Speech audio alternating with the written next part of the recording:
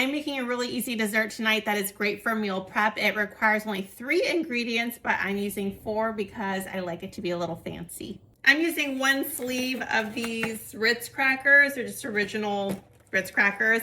You can also use late July if you don't have Ritz or want to use Ritz.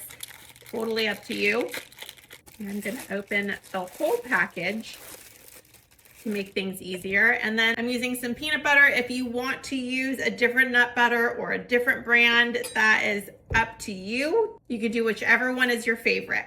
I'm going to take a little bit of peanut butter, and on the side that's not the rounded side, so the flat side, that's not as pretty, though it doesn't really matter. I just like to do it that way.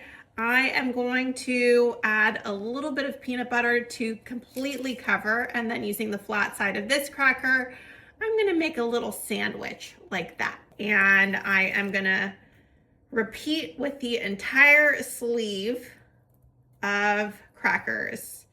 And you can add as much or as little peanut butter as you'd like. Mine are a little bit on the thin side, which is fine with me.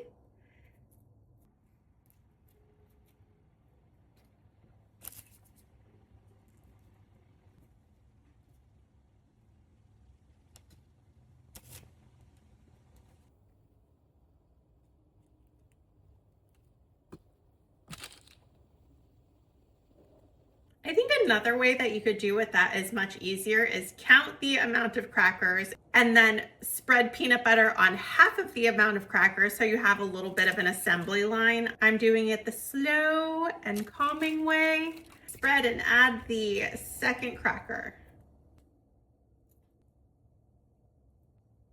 Mine had 30 crackers, so if you had just laid 15 flat, and then added the peanut butter to the 15 and then add the remaining crackers on top of those, it could have saved you some time. I'm gonna open up some chocolate chips. I'm using the ones from Trader Joe's because those are the cheapest non-dairy option. And I'm gonna do 1 1/4 cups.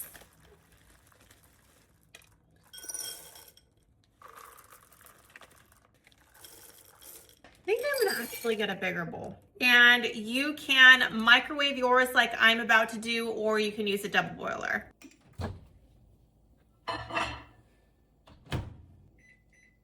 It is now all melted. This is what we want it to look like, nice and creamy.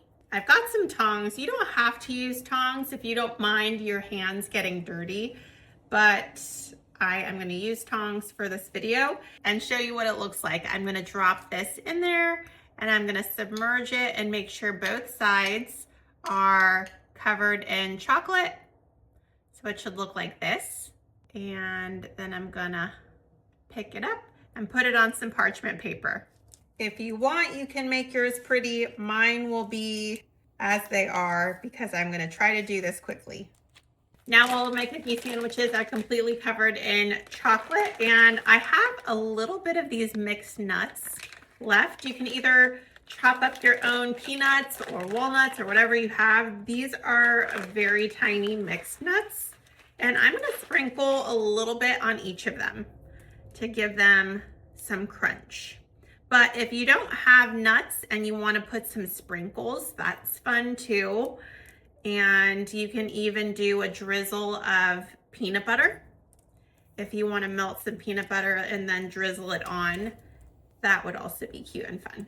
Now I'm going to put them in the refrigerator for about 10 minutes so that the chocolate will harden, and I'll show you what they look like afterward. Here is what they look like.